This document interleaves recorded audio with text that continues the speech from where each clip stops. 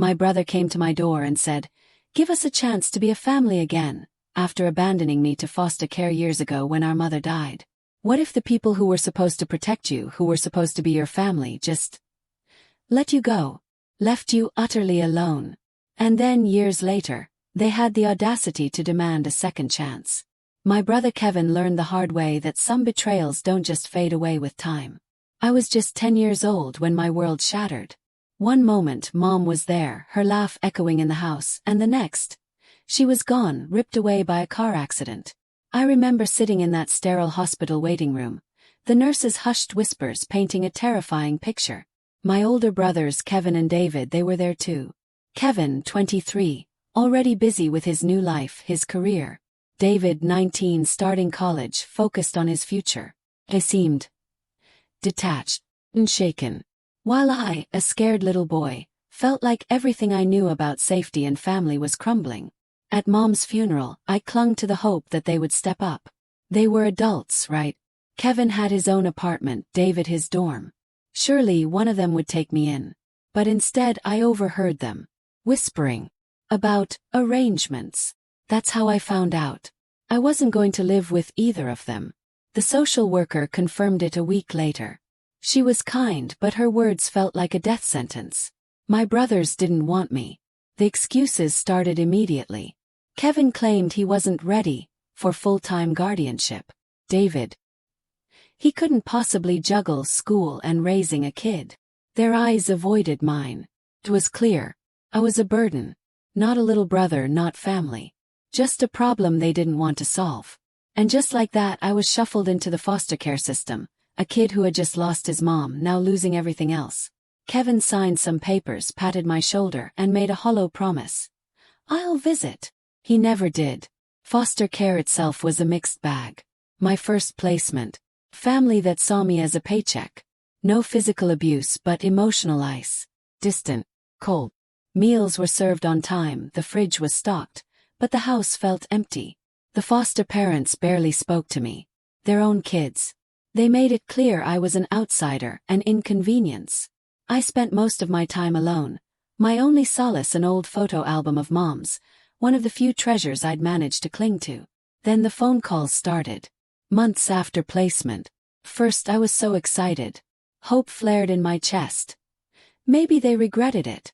Maybe they'd changed their minds. But the calls, they were awkward. Tilted. "How's school? Are you eating enough?" Long agonizing pauses. They never truly listened to my answers. Just going through the motions. Soon I dreaded those calls. Felt like an obligation, not care. When I was 12, I found a sliver of courage.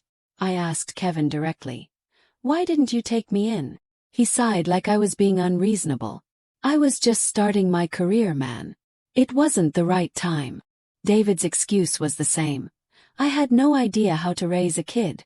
It wouldn't have been fair to either of us." Fair. Even then I knew. It wasn't about fairness. It was about them. They just didn't want me. As the years crawled by, I learned not to expect anything from them. The calls thinned out, from monthly to a couple times a year. I stopped trying to engage, offering short, clipped answers. "Yeah, school's fine." "No, I don't need anything. Thanks for calling, I guess." Eventually they stopped calling entirely. And you know what? I didn't care. By 15 it wasn't just indifference. It was hate. For all of them. My brothers, my aunts, my uncles. They all abandoned me. Why should I care about people who never cared about me? The foster family I found at 14, the Clarks, they were different. Not perfect, but they tried. Mrs. Clark was patient. Mr. Clark treated me like his own. Their younger kids didn't see me as an alien. For the first time since Mom died, I felt a semblance of stability. I stayed with them until I turned 18, and I'm eternally grateful. But even their kindness couldn't erase the bitterness. Every holiday, every birthday, the same question haunted me. Why didn't anyone fight for me? Why wasn't I worth it? 20 I made a decision. I was done. My brothers had tried to reach out a couple of times, but I ignored every call. No apologies, no excuses. I was done being the kid they abandoned. So I packed everything I owned, left town without a word, didn't leave a note. I craved a fresh start, A life where I wasn't defined by their failures. Life mine. Starting over at 20 was both terrifying and liberating. I stuffed my meager belongings into a beat-up duffel bag and took a bus to a city I'd only seen on TV. I knew no one. That was the point. Clean slate. The first few months were brutal. A cheap hostel, instant noodles, constant worry. I worked odd jobs, dishwashing, unloading trucks, just to survive. Sleep was a luxury. Was I stupid for burning those bridges? But then I'd remember their dismissive voices, their excuses, their abandonment. That fueled me. That kept me moving forward. Slowly, things started to click.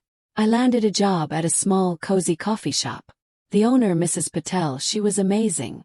Kind, no nonsense, a bit like Mrs. Clark. She'd nag me about eating properly, which secretly I loved. It had been so long since anyone cared enough to do that. The coffee shop gave me a sense of stability, a community. Alex the bookseller, Lisa the student, they became my friends. No one asked about my past. I just existed as the guy who made a killer latte. It was enough. Then, at 22, everything got even better. Sarah walked in one rainy afternoon, looking like a drowned rat but still utterly charming. She was older, 30, a graphic designer with an easy confidence. We connected instantly. Our first date was simple. Burgers from a food truck, talking for hours. She shared stories of her loving family, her dreams. I shared my dreams of opening my own coffee shop. Kept my family past vague. We're not close, I'd say. Sarah, bless her, didn't push. She respected my boundary. Least I thought she did. Our relationship blossomed. We moved in together. Her apartment was home. But her family, they were so normal, so loving. Calls every few days, sharing everything. It was a glimpse into a world I'd never known. It was beautiful but also unsettling. A constant reminder of what I'd missed. Sarah, with her kind heart, started gently nudging me about reconnecting with my own family. Don't you think it would be nice to have them in your life again? She'd ask. And freeze. Not really. I shut her down. She dropped it. Or so I believed. Looking back, Sarah truly believed she was helping. Growing up in a tight-knit family, she couldn't fathom cutting ties. To her, family was everything. To me, it was a wound. For a while, she stopped pushing. We talked about marriage, kids, buying a house. I finally felt like I was building something solid, something lasting. For the first time, I dared to believe I'd found my happy ending. But some things I would soon learn aren't as solid as they seem. Started with a text. An unknown number. I almost ignored it. Curiosity, though, got the better of me. Hey, it's been a long time. I know this is out of the blue, but I'd really like to catch up. The name at the bottom made my blood run cold. Kevin. My oldest brother. How did he get my number? I stared at it, debating. Block him. Scream at him. In the end, I just blocked the number. I thought that would be it. It wasn't. Later that night, I brought it up to Sarah.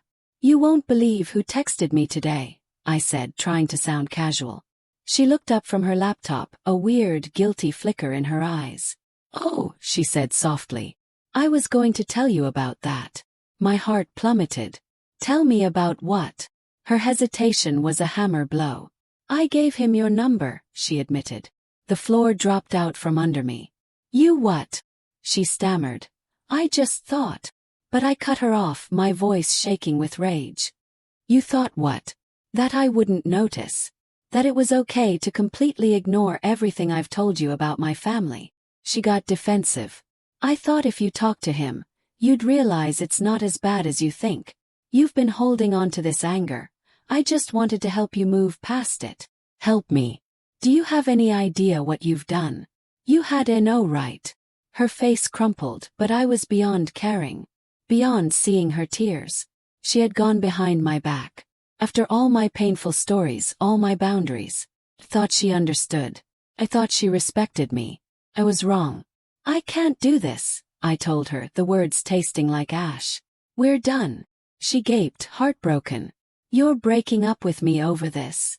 It's not just this, I clarified, each word precise like cutting glass. It's the fact that you don't respect me enough to listen. I told you how I felt and you went behind my back anyway.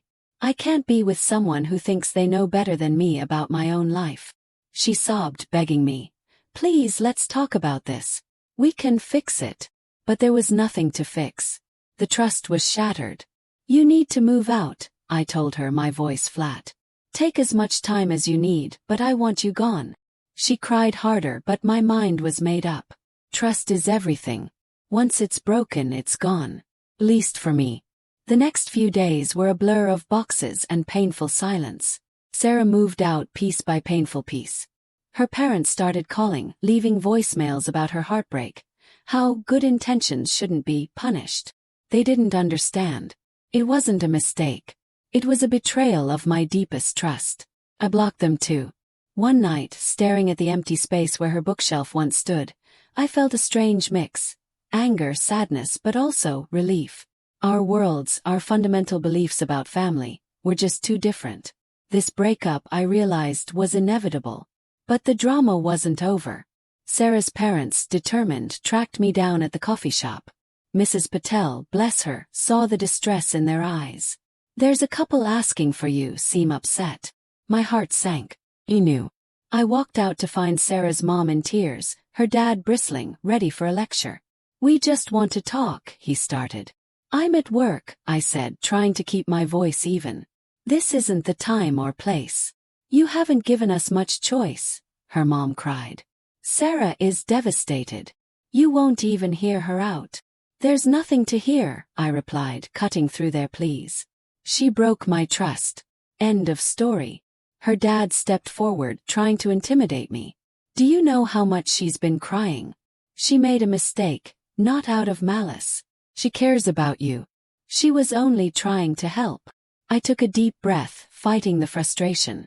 Look, I'm sorry she's hurting, but that doesn't change what happened. I made my boundaries clear, and she ignored them. That's not something I can just get over. But you're throwing away years of a relationship over one incident, her mom pleaded. She's in therapy, trying to understand.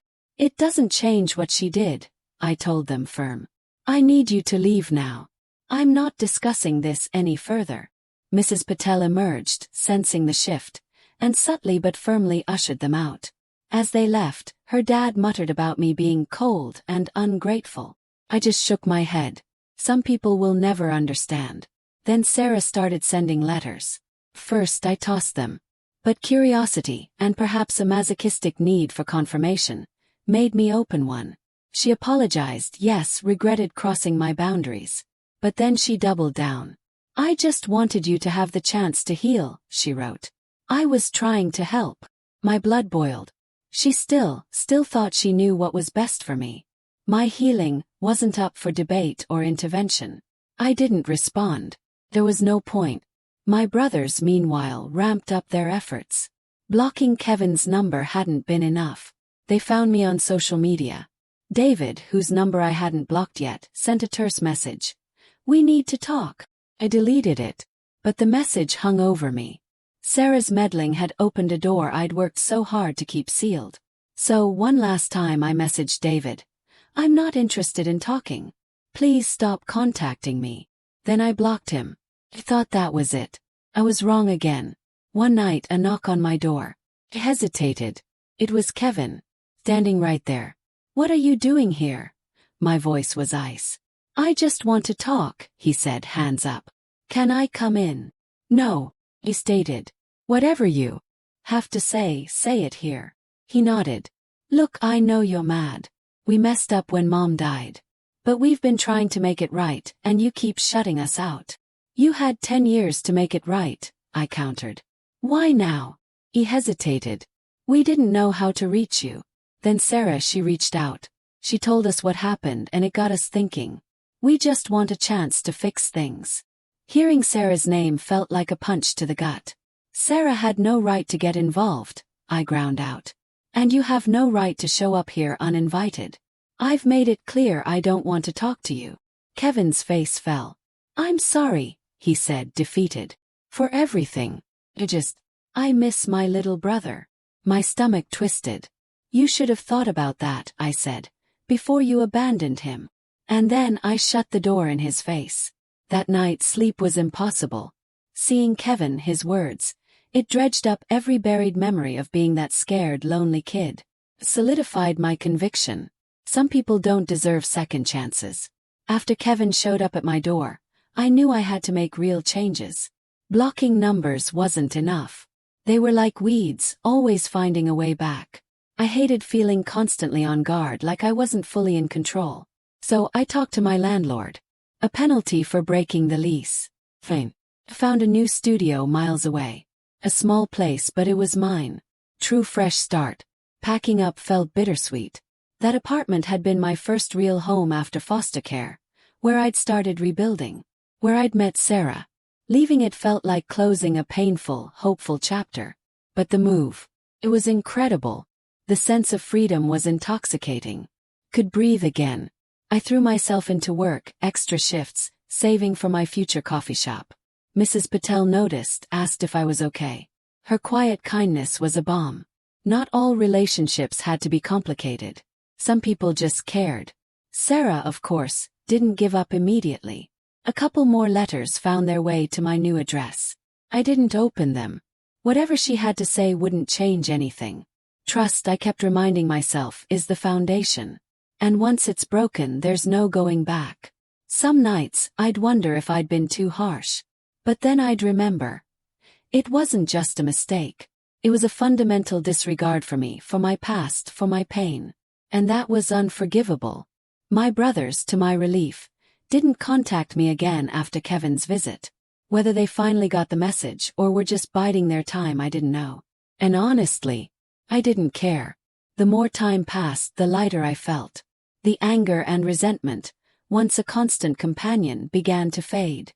Not because I'd forgiven them, but because I'd accepted I didn't need them. Their opinions, their guilt trips, their empty attempts to reconnect, none of it held power over me anymore. Then, 6 months after the breakup, an email. Marcus, an old friend from foster care. He was in my city, a mechanic, wanted to catch up. Letting someone from my past back in felt risky. But Marcus, he understood. He knew what it was like to grow up without a safety net. I met him. We talked for hours, sharing stories, laughing about old times. He told me about his struggles, how he'd landed on his feet. I told him about the coffee shop dream. He looked at me genuinely and said, "You've done good for yourself, man. I'm proud of you." It was a simple sentence, but it meant more than words could say. More than any family had ever said. Marcus's encouragement was a game changer. He reminded me that family isn't always blood. It's the people who show up for you. The dream of my own coffee shop, once distant, felt tangible. I was building something real, entirely my own. Cutting ties with Sarah and my brothers was one of the hardest decisions I've ever made. But it was also one of the best. It taught me the brutal, vital importance of boundaries, of standing up for what I need, and refusing to let anyone guilt me into compromising myself. I don't regret my choices. The pain I endured brought me here, to a place where I can finally move forward. I wish my biological family well, but I don't need them in my life. I've learned that some relationships aren't worth saving. And that's okay. Not every story needs a happy ending. Sometimes the best ending is walking away and building the life you truly deserve. Have you ever had to draw a hard line with someone you cared about, even if it meant walking away from them forever? Or maybe you're struggling with that decision right now. I'd really love to hear your experiences and thoughts in the comments below.